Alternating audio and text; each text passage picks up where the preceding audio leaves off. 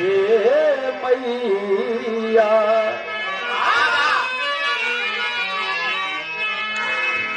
हंसवाहिनी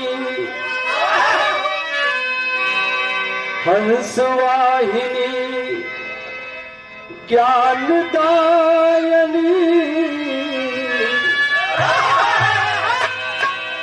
हंसवाहिनी ज्ञानदायिनी मानी रखूं नैन चकोर किनेह कसारी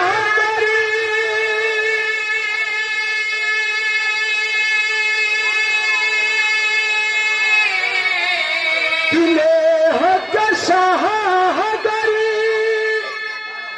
कनिस दिन बरसे टूटे ना कबहू डोरी।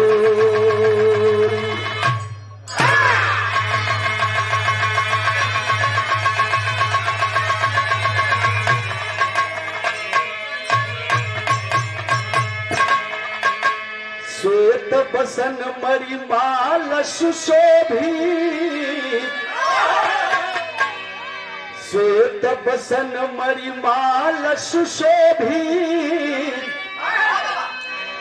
चंपर में दिया कौतमान बिकुटी बंद न हो कपाट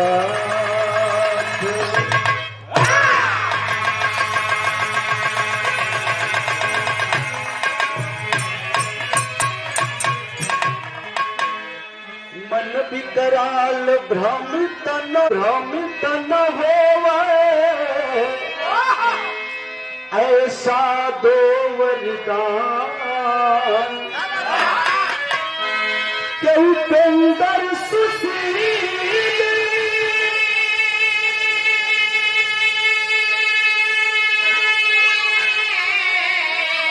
के उपेंद्र सुशील क्या है मैया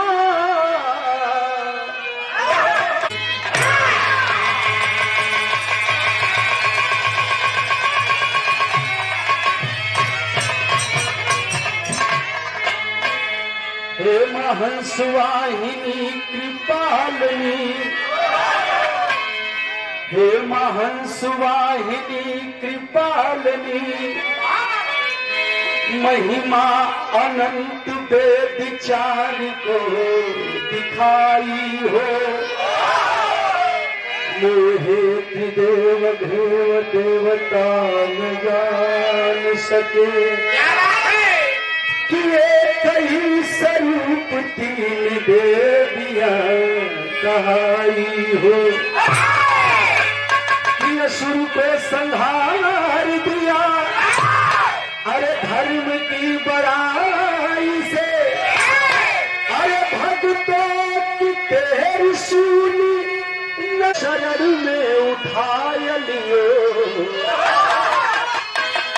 अरे गुरु गुरु को शरण में उठाय लियो सुंदर को मैया क्यों हमें फसाई हो।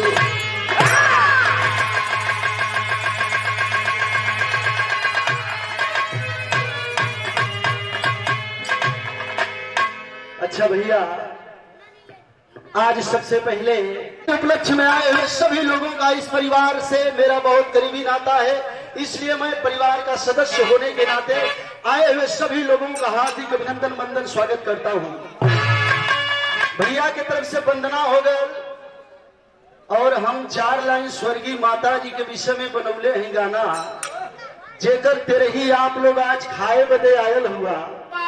खाए वाला बैठा वाला जहां तक आवाज जा रहा बा वहां तक ध्यान दिया लो। जे तेरे ही खाए आयल हो एक दिन ओहू के तेरे ही खाए बदे केहू न केहू आई। तो ए लिए स्वर्गीय माता जी के विषय में 4 लाइन हम बनौले ही माई का नाम ले ले बंधनो हो जाई और हमारे गीत संगीत के माध्यम से उस माता जी के सच्ची श्रद्धांजलि भी हो जाएगी।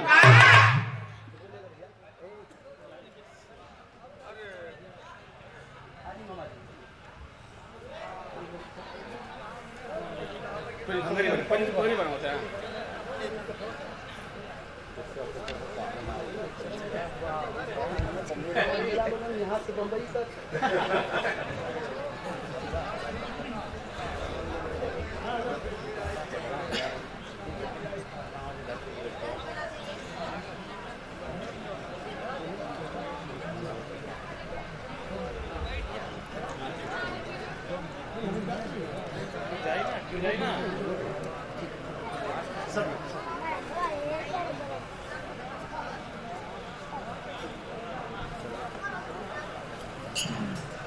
देखा जाए स्वागत के कड़ी में क्रांतिकारी धरती, मैंने पहले ही बताया, वह परिवार से, वह खानदान से जिसका नाम लेने के बाद यह जीवन ही तर जाता है। पूजनीय रामधारी पहलवान जी के घराने से और हमारे पूजनीय गार्जियन आदर्श श्री सच्चे लाल यादव जी प्रमुख जी की तरफ से हजारों रुपए का पुरस्कार, पुष्प की पंखुड़ियों में गुथा हुआ हार, प्यार, सम्मान और साथ में एक बनारसी साफा और हजारों रुपए का पुरस्कार हमारे पूजनीय गार्जियन गाजीपुर से लेकर के और बॉम्बे तक प्यार आशीर्वाद मिलता है। हमारे पूजनीय बड़े मामा जी आदरणीय श्रीमान ओम प्रकाश यादव मामा जी, जो कि स्वर्गीय माता जी के सबसे छोटे सपुत्र हैं। आपके तरफ से भी जाड़ा के देखते हुए साल, माला, रुपया आपके श्री चरणों में प्रणाम। और हमारे पूजनीय बड़े भैया आदर्श गार्जियन हैं श्री सुरेश यादव जी, पूजनीय बड़े भैया के भी श्री चरणों में प्रणाम। सब भैया लोगन के प्रणाम नमस्कार बा। 4 लाइन बिरहा आप लोग खूब रात भर खूब मौज में सुनिया, खूब अच्छा जैसा आप लोगन का बिरहा मन करी वैसा सुनिया भैया। लेकिन 4 लाइन है जगरे विषय में यहाँ सब लोग जुटल बा, तो माई का 4 लाइन श्रद्धांजलि बा। कैसे बा मास्टर?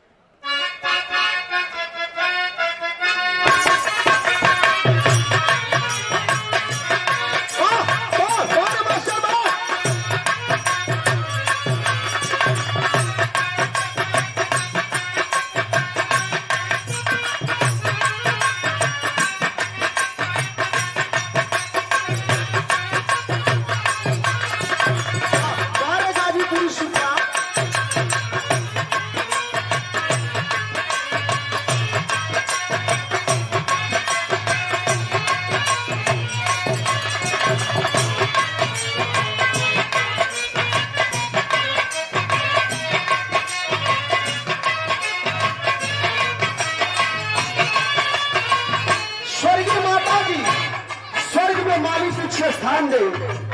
आज हम लोगों के बीच में स्वर्गीय माता जी शांति देवी ये दुनिया में ना है, लेकिन ये बिहार मंच के तरफ से उपेंद्र लाल यादव के तरफ से माई के श्रद्धांजलि है।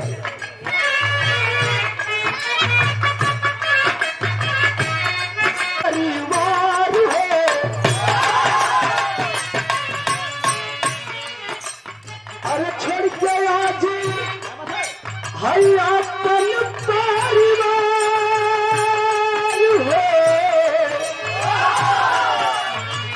प्रमुख जी छोड़ के आज अपन परिवार हो, काहे के विसार गई माई, छोड़ के आज अपन परिवार हो, काहे के विसार गई।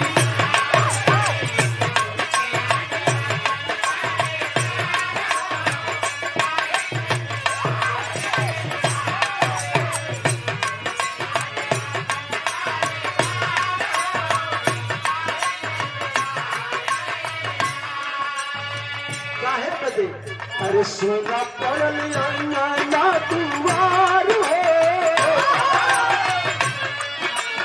अरे सोना पड़ल ना दुआर हो, काहे के विसार गई माई, सोना पड़ल ना दुआर हो।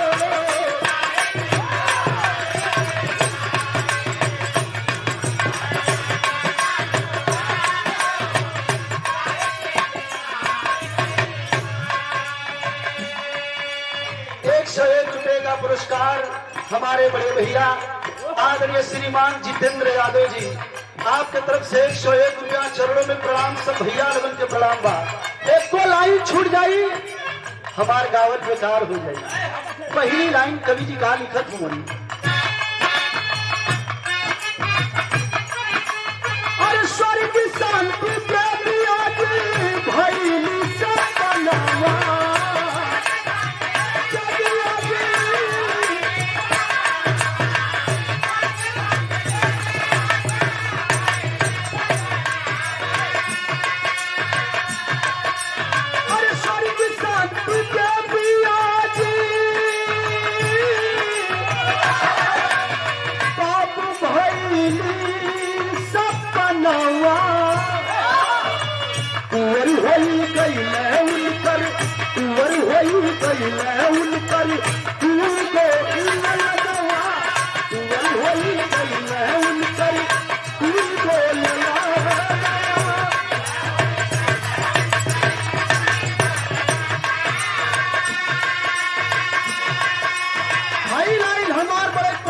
पसंदीदा है कवर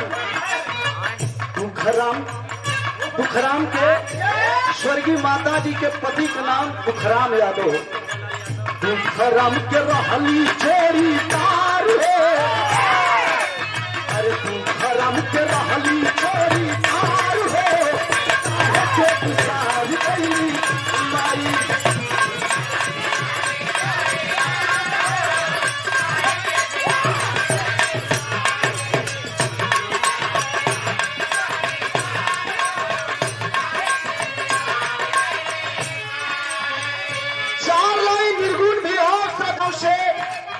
भीमा पार, जहां स्वर्गीय माता जी का नैहर भीमा पार में तुखराम बाबू जी का शादी हुई।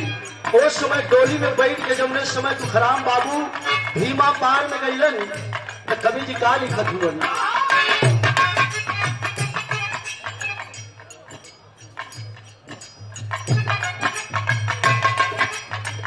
यह 2100 रुपए का पुरस्कार स्वर्गीय माता जी के पतों की तरफ से और हमारे पूजनीय मामा जी आदरणीय श्रीमान ओम प्रकाश यादव मामा जी के धर्म पत्नी के तरफ से यह 2100 रुपए का पुरस्कार है।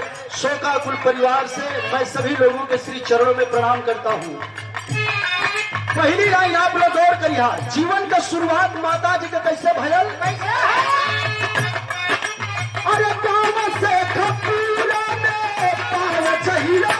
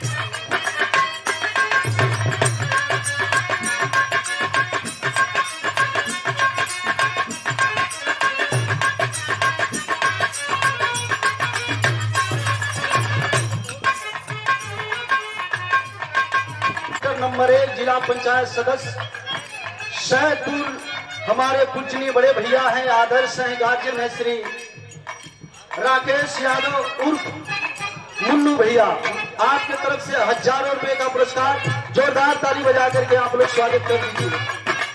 और 500 रुपए का आशीर्वाद आया है हमारे बड़े भैया दबंग ठेकेदार भोजपुरिया श्री नथुनी यादव जी की तरफ से 500 रुपया श्री चरणों में प्रणाम। और 500 रुपए का पुरस्कार श्री अशोक यादव जी आपके तरफ से आया है, आपके श्री चरणों में प्रणाम।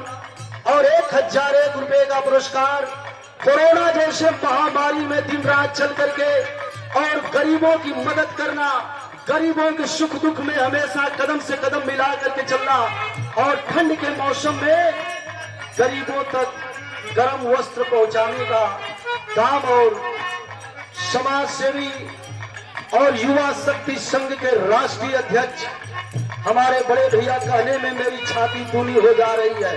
हमें फक्र है, नाज है ऐसे बहादुर नौजवान आदरणीय श्रीमान सुनील यादव पर।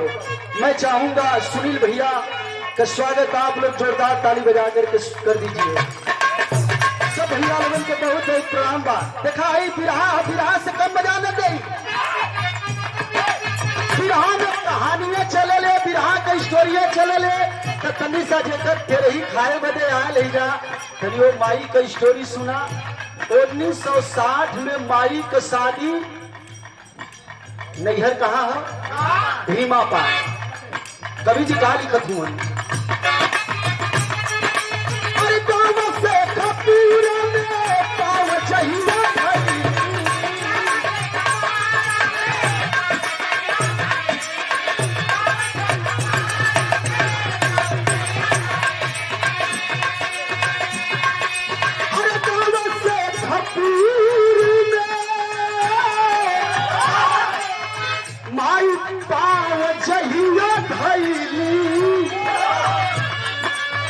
बढ़ल परिवार लक्ष्मीनिया, बढ़ल परिवार लक्ष्मीनिया।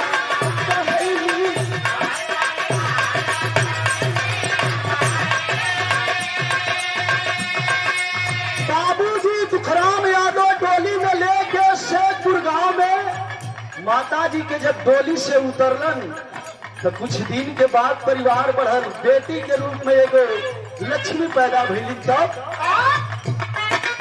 अरे घर में मिल खुशियां हजार है, अरे घर में मिले यहाँ खुशियां हजार हो,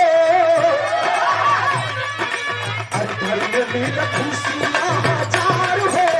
बाजारिया छोड़ गई माई, घर में मिल खुशियां हजार।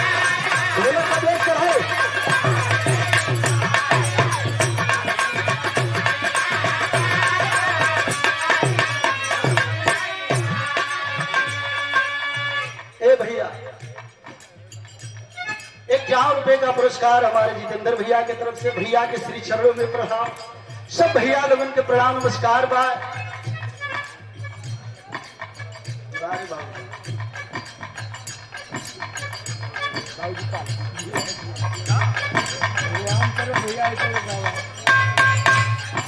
स्वर्गीय माता जी के पति देव दिखाई ईश्वरीय चलत हो। स्वर्गीय माता जी के पति देव और हमारे पूजनीय नाना जी श्री दुखराम यादव जी की तरफ से आशीर्वाद मेरे लिए आया है। मैं बहुत बड़ा सौभाग्यशाली हूँ।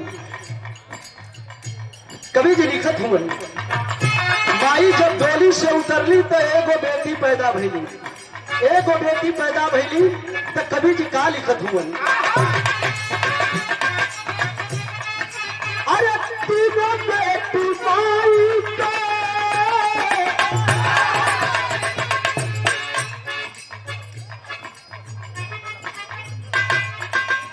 101 रुपए का पुरस्कार श्री संतोष यादव ग्राम प्रधान देवपुर के पावन धरती से 101 रुपया श्री चरणों में प्रणाम। सब भैया लोगों के प्रणाम नमस्कार बा। 3 गो बिटिया, कौन कौन बिटिया?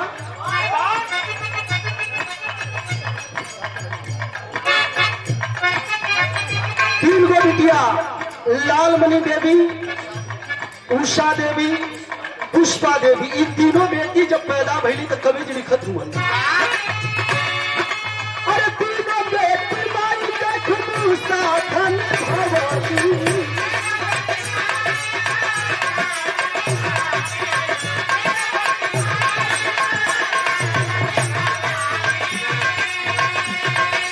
अरे तीनों बेटी माई का निभवली खूब साथ है। मरी भैया आज, मरी भैया आज हो गई आजाद हो।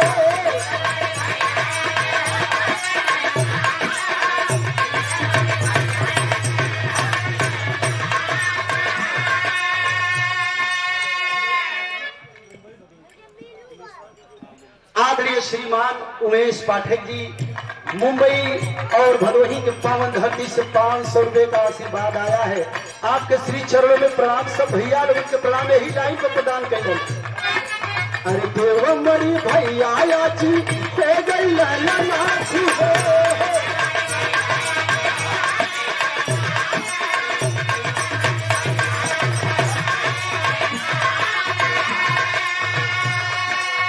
बेटा ओम प्रकाश के विसार हो, अरे बेटा ओम प्रकाश के विसार हो, के विसार गई माई।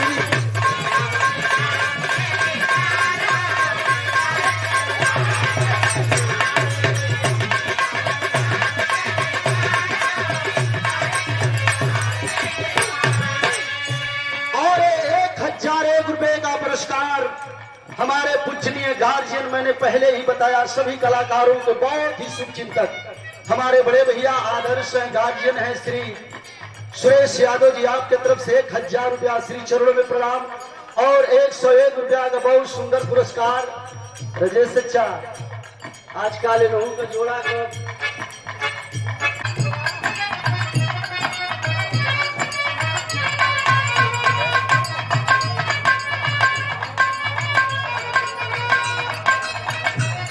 और 500 रुपए का आशीर्वाद माला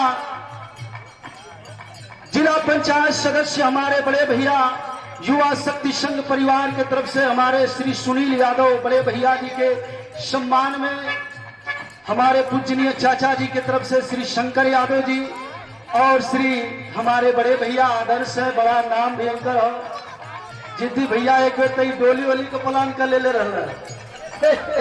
बहुत बहुत प्रणाम सब भैया लोगन के प्रणाम नमस्कार हो। एक लाइन कमल लाइन, अरे बेलीश्वरा दादा से प्रमुख जी, अरे बेलीश्वरा दादा से माई नजबात हो,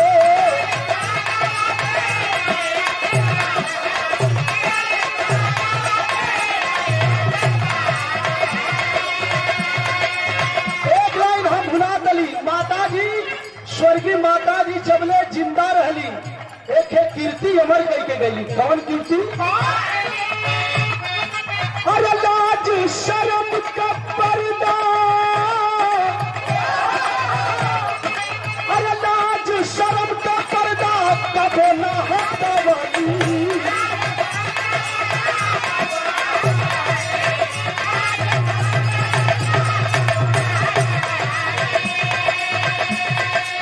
लाज शर्म का पर्दा नए पीढ़ी के जनरेशन बदे इस संदेश स्वर्गीय माता जी दे के चल गई। जब ने ससुरे में अली मामा जी बतौलन दुपेंद्र बाबू कब्बो माई कब घूघट जवन है ऐसे ऊपर जीवन में ना रह, जब भी घूघट माता जी कर देखने पर आजकल नईकी जवन आवत है तब उठलिए फोटो में गांव भर के दिखा दे, तो माता जी नईके पीढ़ी के इस संदेश दे के चल गई। कौन? अरे लाज शर्म का पर्दा तली ना हटा वाली,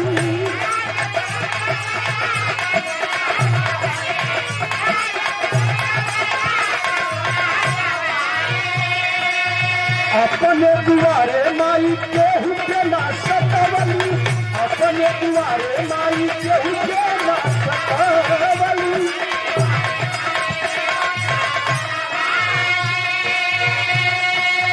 याद कर सब ही सुधार हो, याद कर सब ही सुधार हो, काहे के विचार गई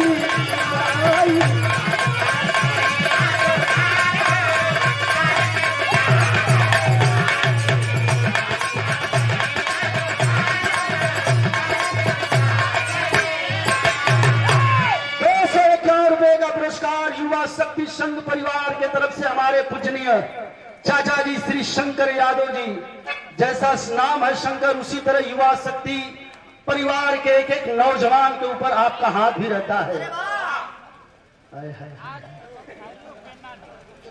ओढ़नी के रंग पिया। 200 रुपए का पुरस्कार विराह की बहुत सुंदर गायिका, जहां तक विराह है वहां तक नाम है रजनीगंधा जी मंच पर आई है। मैं चाहूंगा जोरदार ताली बजा करके आप लोग स्वागत करें। और 200 रुपए का पुरस्कार श्री शैलेंद्र यादव देवकली से 200 रुपया। चरणों में प्रणाम, सब भैया लोगन के प्रणाम नमस्कार बा। हमरे आखिरी लाइन का बा, अरे बेलूसरा गावा से माई आशीर्वाद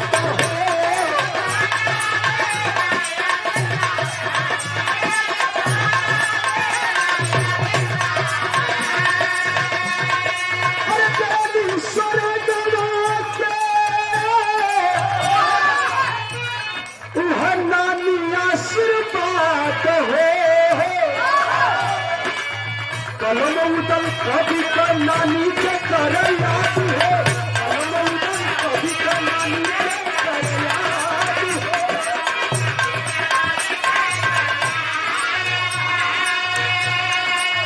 करलाई चंदन पूरी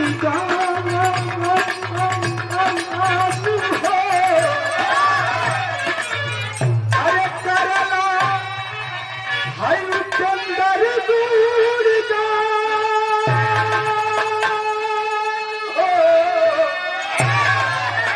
करलाऊ चंदर गुड़ी गान हो, गाय के विशाल कैली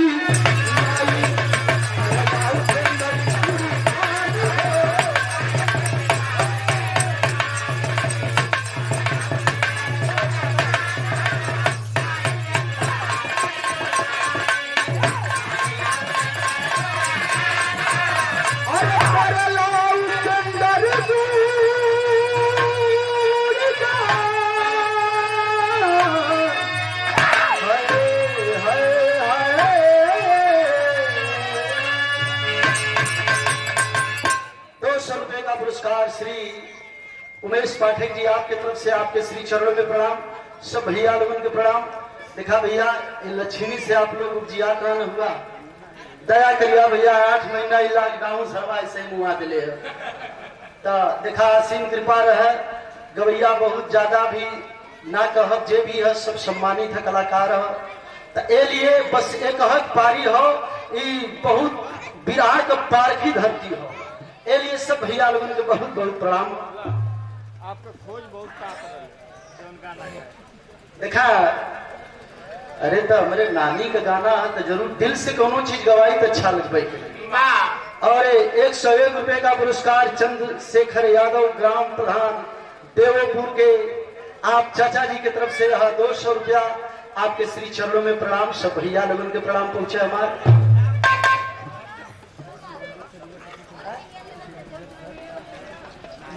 श्री शैलेंद्र सर जी युवा शक्ति संघ परिवार की तरफ से, संरक्षण महोदय आपके तरफ से 200 रुपया युवा शक्ति संघ परिवार के श्री चरणों में प्रणाम, सब भैया लोगों के प्रणाम।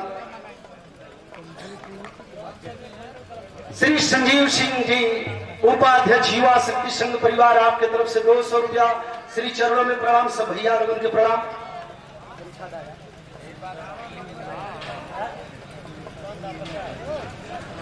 देखा 300 रुपया का पुरस्कार भैया नाम भुलागल हुआ।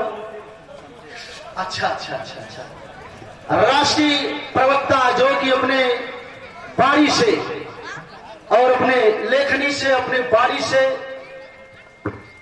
आज के युवा वर्ग को एक संदेश देते हैं और युवा शक्ति संघ परिवार की तरफ छत्र छाया की तरह खड़ा रहते हैं।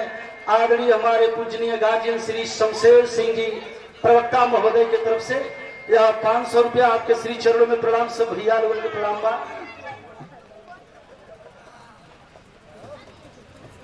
और 251 रुपए का पुरस्कार देवकली क्षेत्र दूती से जिला पंचायत सदस्य के भावी प्रत्याशी ग्राम फुलवारी खुर्द से हमारे पूजनीय बड़े भैया श्री संतोष यादव जी आपके तरफ से 250 रुपए का पुरस्कार आपके श्री चरणों में प्रणाम, सब भैया लोगों के प्रणाम बा।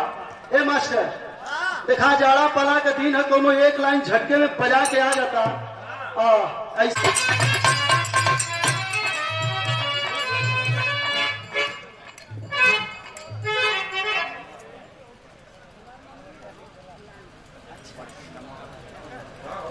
स्वर्गीय माता जी के सबसे बड़ी बिटिया लालमणि देवी जी की तरफ से यह श्रद्धांजलि गीत पर यह पुरस्कार आया है। आपके श्री चरणों में प्रणाम, सब भैया लोगों के प्रणाम।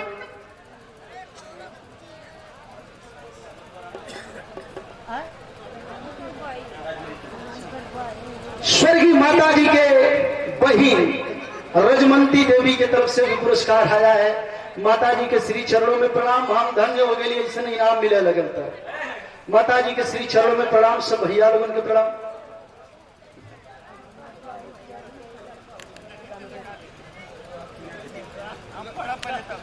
स्वर्गीय माता जी के बहू किरण देवी की तरफ से, मतलब हमारे मामी की तरफ से 500 रुपया।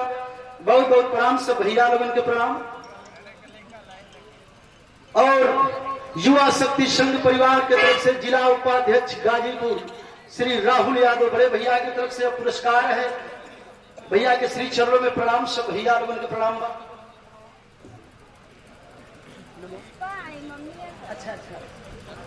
देखा स्वर्गीय माता जी के बिटिया पुष्पा देवी की तरफ से भी आशीर्वाद आयल है। आप लोगों का आ गयल और एक दास के ऊपर एक तरह हाथ खड़ा कर देवल, बहुत बड़ा पुरस्कार है। रुपया पैसा तो रोज मिलत है, रोज जाता है। बहुत बहुत प्रणाम माता जी के।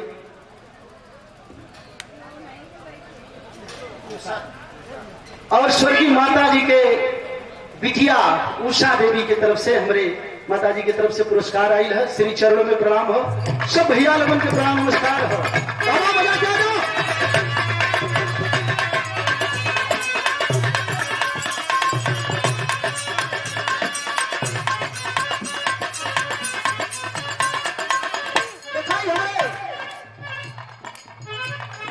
मास्टर साहब एगो गीत का इशारा कर लॉकडाउन का तर्ज है।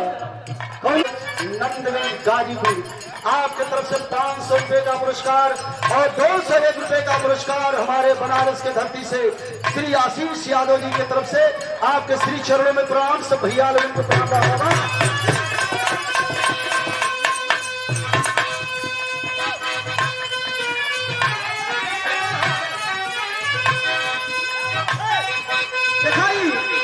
पूर्वी का एगो टुकड़ा है, जैसे खाना कितनो बढ़िया बन जाए जबले नमक ना पड़ेला वो खाना के स्वाद ना रहला। वही तरह गाना बजाना कितनो हो जाए जबले पूर्वी का कुछ टुकड़ा ना गवाला ओकर कोनो मतलब ना रहला। पूर्वी 3 किस्म के होले, एक है सीधा चले ले, एक है थोड़ा लपेट के चले ले, एक है एकदम बैठक के चले ले। अष्टावक्र मुनि नियर कई कौन है आप लोग समझ जाया।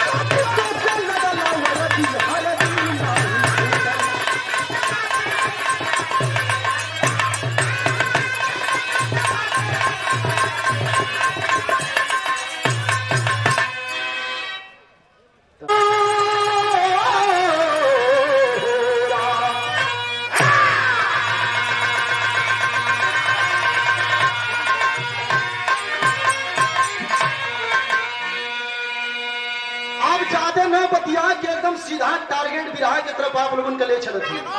याद रहे कि बिरहा हमारे अंतरराष्ट्रीय पहलवान उत्तर प्रदेश केसरी हमारे मनोहर गुरु जी बिरहा के लिखलन। और चैलेंज ना है न तो घमंड हो, लेकिन इतना जरूर हो कि अगर आप लोग ये बिरहा की सुनवा तो बिरहा में एक नई संदेश और नई बात आप लोगों के सुने की मिली। आवा मास्टर।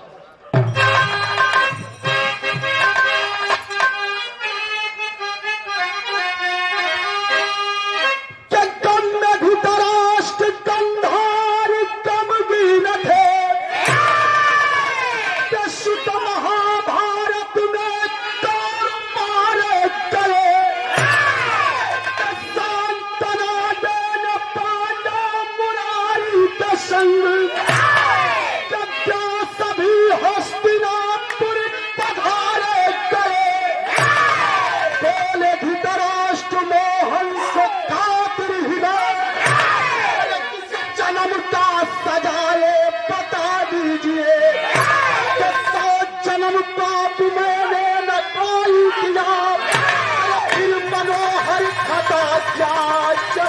कीजिए।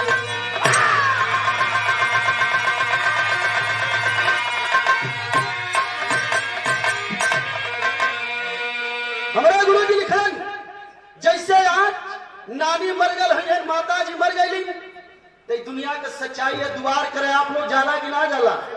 वही तरह महाभारत का लड़ाई 18 दिन तक चलल।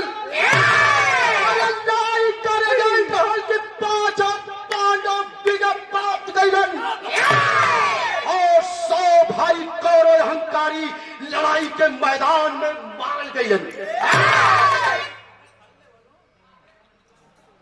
लड़ाई खत्म भई। एक दिन भगवान श्री कृष्ण जी, व्यास मुनि, माता कुंती और 5 पांडव कहाँ गइलन?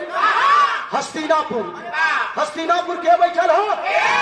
धृतराष्ट्र और 100 भाई, 100 लइकन का बाप राजा धृतराष्ट्र अंधा हुए। भगवान श्री कृष्ण जी के प्रणाम कैलन, व्यास मुनि के प्रणाम कैलन और कहलन कि देखा विरहा के पहली पॉइंट आप लोग गौर करिहा।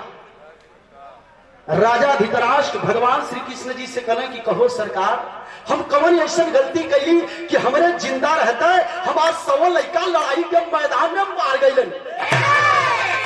भगवान श्री कृष्ण जी कहलन कि आप ज्ञानी आदमी हुआ, देख ला।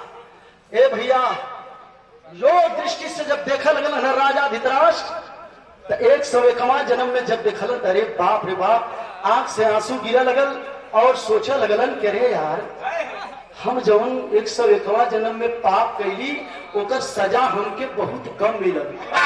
100 लड़का काहे मरल हुआ? 101वां जन्म में ऐसा पाप राजा धृतराष्ट्र कैले रहना, वही का फल रहल कि लड़का ई जिंदा हुआ, 100 लड़का मर गइलन। रोवे लगलन। भगवान श्री कृष्ण जी पूछे लगलन कि कहो फूफा काहे रोवत हुआ? कहले मत पूछा, जवन गलती कैली ओकर सजा हम। पूछा, कहले नहीं बतावा कौन ऐसा गलती कैला? यहाँ बैठल हर एक आदमी के ऊपर कर्म प्रधान होला। राजा बतावल गए कि 101वां जन्म में कौन हम गलती कैली, जौने गलती की वजह से 100 लड़का हमार मर गए। क्या बताओ मास्टर बिरहा के तर्जबा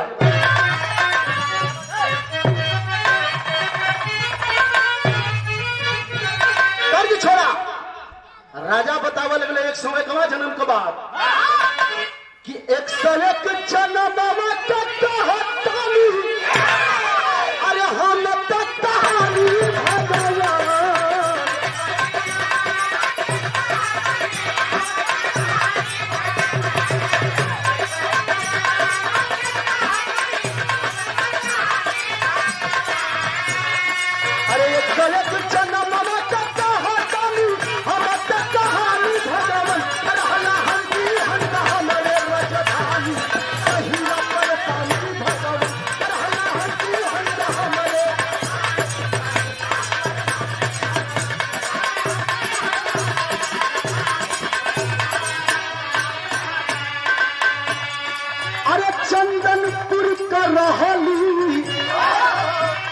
हम मोती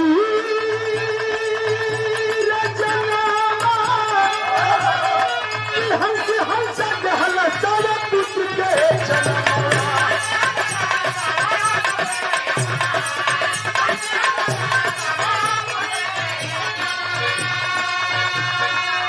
काला हंसी हंसा 100 गो बेटा जन्मत हम कैली का।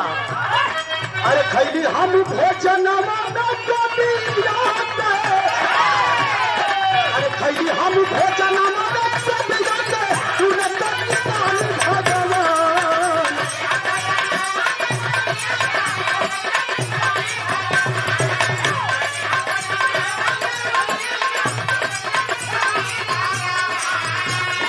अरे खैली हम भोजन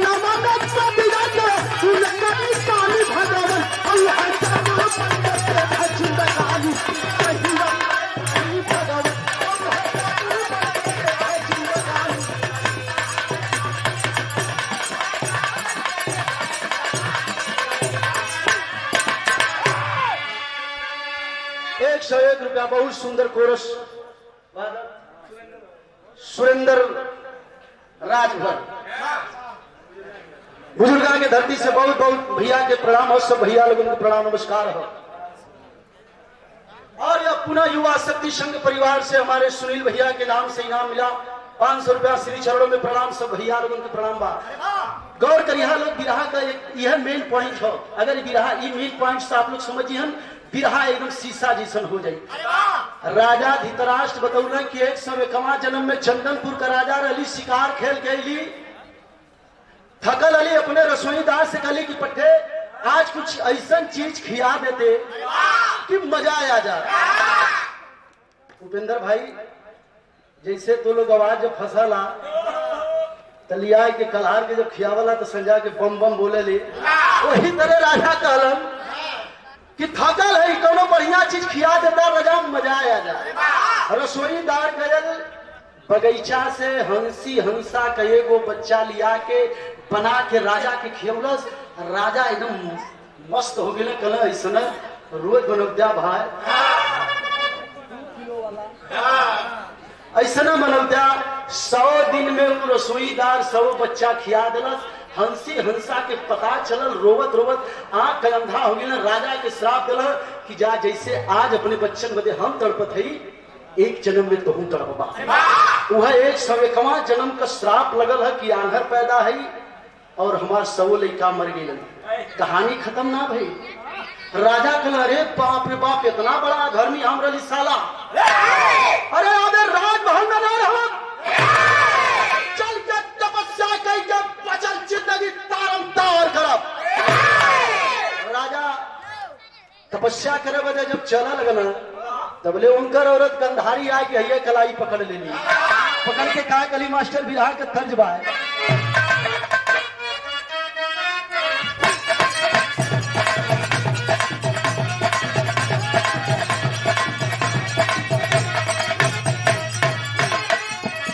तर्जबा बड़ी लचकदार है। उन्होंने दुल्ही समझौले रहे दुल्हा के राजा पिया जन जोई हा हो तू बाबा, आई हो रंगा जोई हा हो तू बाबा, जहां बदली दुनिया बस हो पिया जन जोई हा हो तू।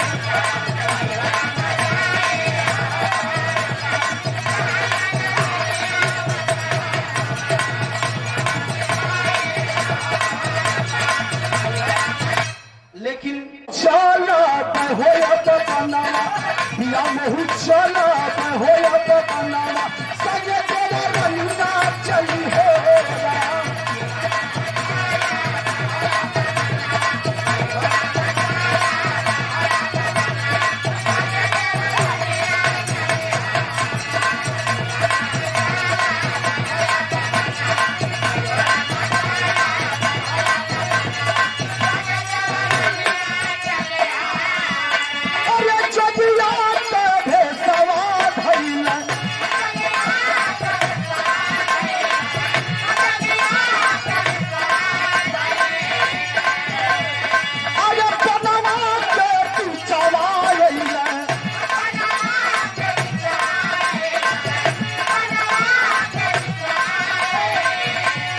धीरे धीरे दिन चलता रहो महीनावा, धीरे धीरे दिन चलता रहो महीनावा, मन में तलैया भई होला।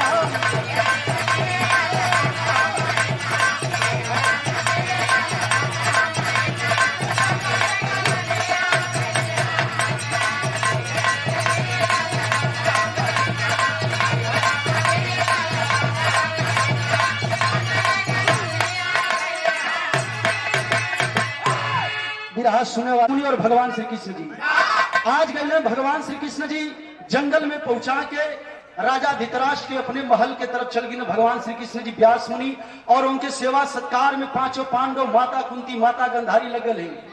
अब राजा के तपस्या करत कितना दिन बीतल? 1 साल 12 महीना बीतल। तो एक दिन भगवान श्री कृष्ण जी व्यास मुनि से कहले कि कहो मुनि जी चल के पता कर लें कि राजा तपस्या करत में का हाल चाल है। बिरहा का दूसरी पॉइंट, जैसे जज लोग फैसला दिलन वही तरह आप लोग हमारे लिए जज हुवन। बिरहा के दूसरी पॉइंट आप लोग नोट करिए भैया। राजा का हाल चाल ले साल भर बाद भगवान श्री कृष्ण जी व्यास मुनि वही जंगल में पहुंचलन। जब जंगल में गईलन राजा धृतराष्ट्र के पता चलल है।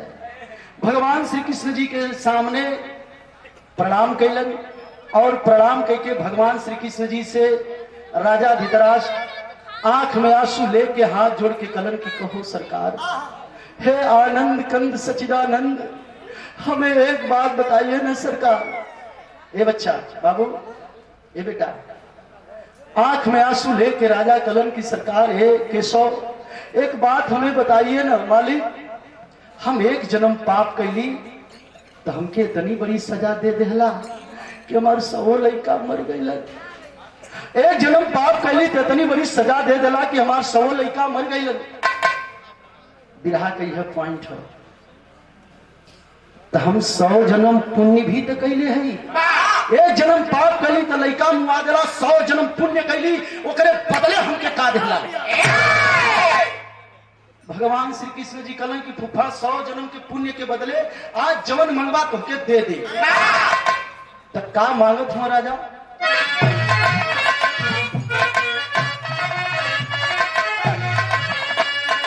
दिखाई 100 जन्म के पुण्य के बदले भगवान से मांगत हो धृतराष्ट्र राजा। कलन की देखा दा मोर जिगर कट्टू करा, अरे देखा दा मोर जिगर का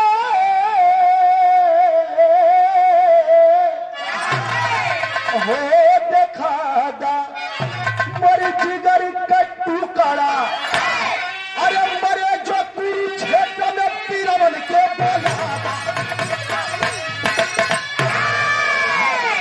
भगवान कन्हैया, अरे हम तो सोचली कि 100 जन्म के पुण्य के बदले ऐसा कुछ मंगवा कि दे दे बचल जीवन तो हाथ तर जाई, लेकिन तू यह मांगत हुआ देखा दा मोर जिगर का टुकड़ा, मरे जो कुरुक्षेत्र में बीरवन के बोला था। मतलब महाभारत के लड़ाई में जितना सूरवीर मरल हुआ, एक बार उन्होंने के बुला के हमके देखा दा। भगवान कहले कि दिखावा वाला काम हम ना करीला, व्यास मुनि करलन। व्यास मुनि के आदेश दिलन भगवान श्री कृष्ण जी। तो व्यास मुनि दिखावा बदे कैसे चलन? क्या करी के साथ में चले प्यासा जी,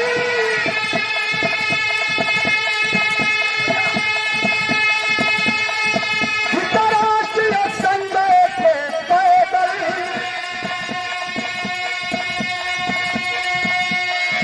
लेकर संजय भैया, संजय भाई, भोजपुरी और विरहा में यह अंतर है। देखा हमारे गुरु जी लिखत हुआ, लेकर के साथ में चले व्यास जी धृतराष्ट्र संजय को पैदल। ल से शुरू है, ल को बंद हो, एक ल को बंदिश बोलल जाला। लेकर के साथ में चले व्यास जी,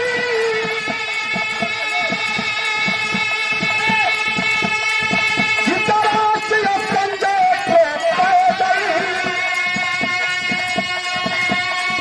अरे यथारा कथी अभियारी,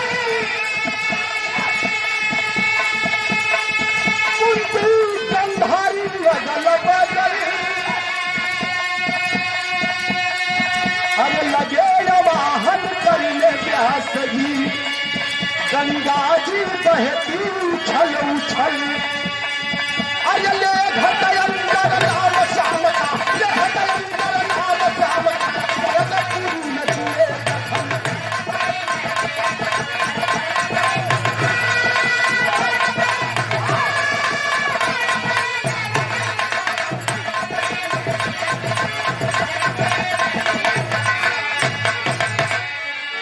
जाके 3-4 मिनट बिरहा हमारा और है, लेकिन मेन पॉइंट है जाके व्यास मुनि गंगा जी के किनारे आसन मार के बैठ गए। एक तरफ धृतराष्ट्र के 5 पांडव के माता कुंती, माता गंधारी के बैठा दिलन।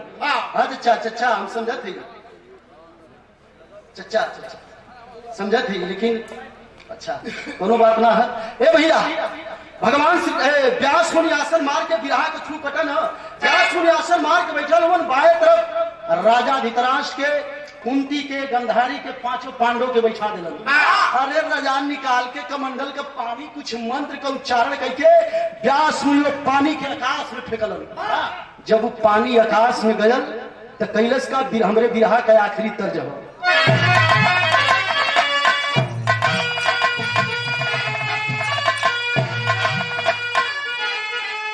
देखा तर्ज के बिरहा के सम्राट श्याम देव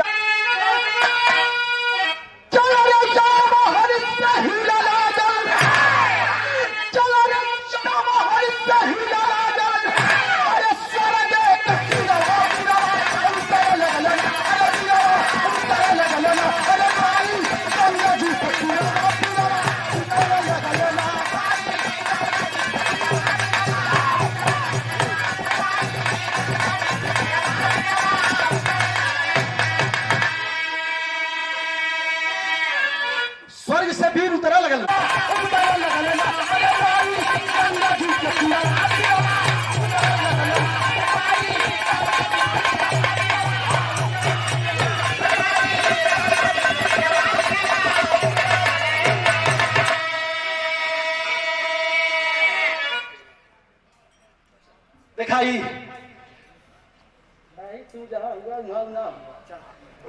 101 रुपए का पुरस्कार भैया जो बात बतौल ना आदरणीय हमारे कमलेश भैया के पिताजी श्री देवनाथ यादव बाबूजी के सम्मान में है 101 रुपया आपके श्री चरणों में करेजा बनल है ना भैया, सही है ना? तब ठीक है, इतना लोन दे ले रे बात तो जब पसवा फेंका तो कबू कबू टीवी में दिखावा ला, वो बोला ला पहले बोली टाइट बोली भांजे, फिर उसके बाद धीरे धीरे लबिया के बोली भांजे।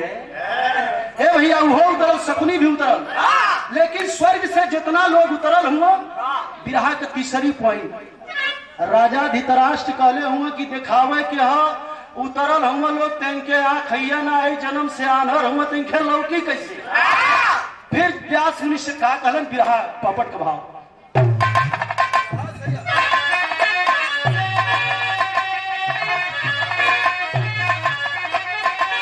अरे अंधराज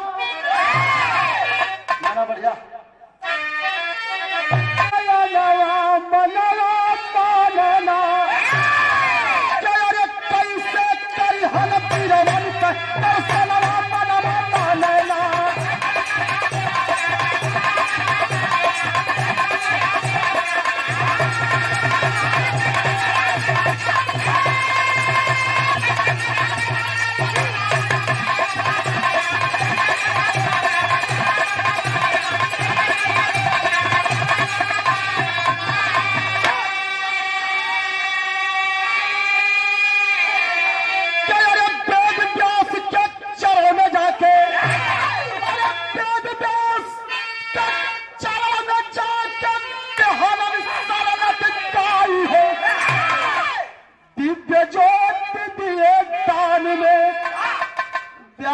मुनि हर साई हो। पॉइंट नोट करी हल जाके व्यास मुनि के सामने राजा धृतराष्ट्र कहना कि कहो बात दिखावे कर रहल मर्दवा तू खाली सुनावत होगा। हाय हाय हाय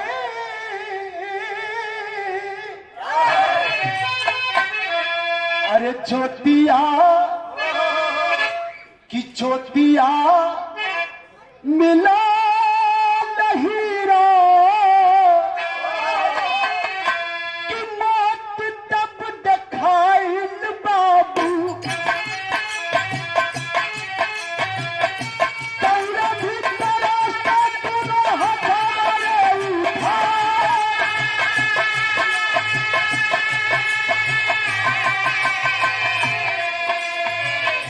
मेन फ्रंट छूटे न पंचो। राजा के लौका लगन तो सबसे पहले के देखलन जवन द्रौपदी का पांचों लड़का धोखे से काटल और छोटका उन्हें के जब देखलन है तो माया छछाई है। दौड़ के राजा करत का हुआ आल्हर सुगनवा पांचो अरे आल्हर सुगनवा पांचो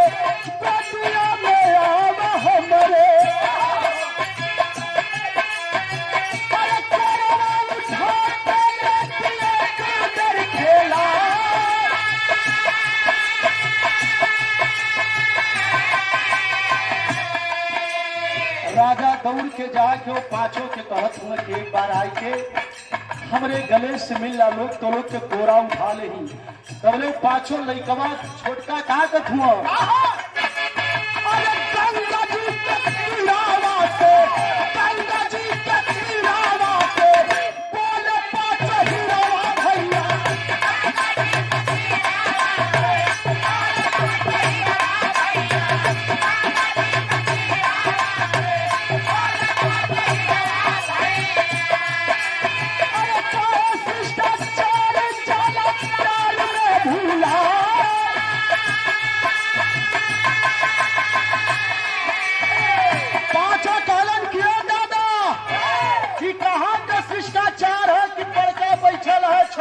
सम्मान करा एक बात सुन ला। अरे पहले पर का पहाड़ी को पहले पर का पहाड़ी अरे बाबा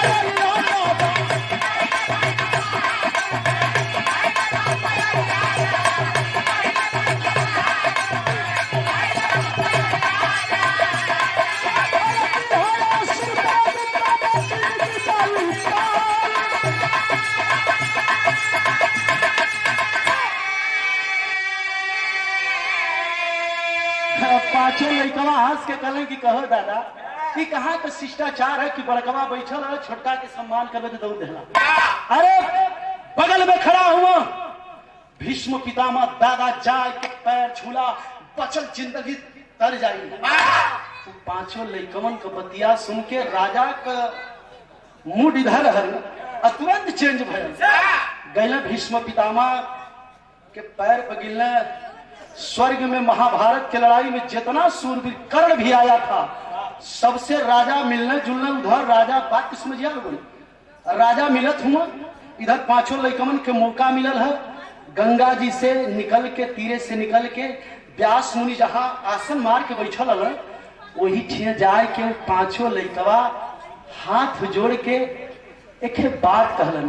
कौन बात कहलन बिरहा का आखिरी पॉइंट है आप लोग नोट करिए क्या कहलन।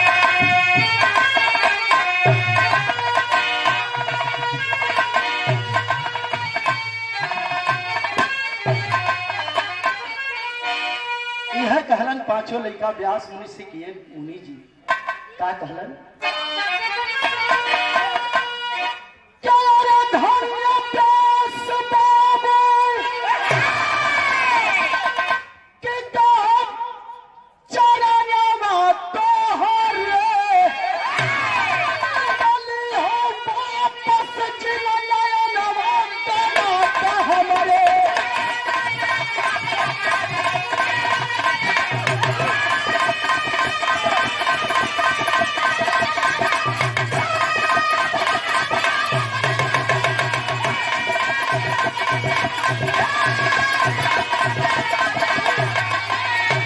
हम स्वर्गीय बालेश्वर गुरु जी के चेला बानी आदर्श हमने के विजयी गुरु जी हमारे तमाम जितने हमारे विराग के कलाकार हैं हमारे घर आजमगढ़ पड़ेला हमारे गीत सुनने युवा प्रधानवा के रोहर में चौड़ी छाती वीर हसत का हुआ मर गए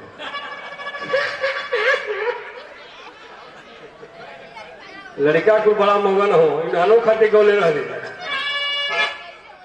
कि पापा मौसी पे मारे ले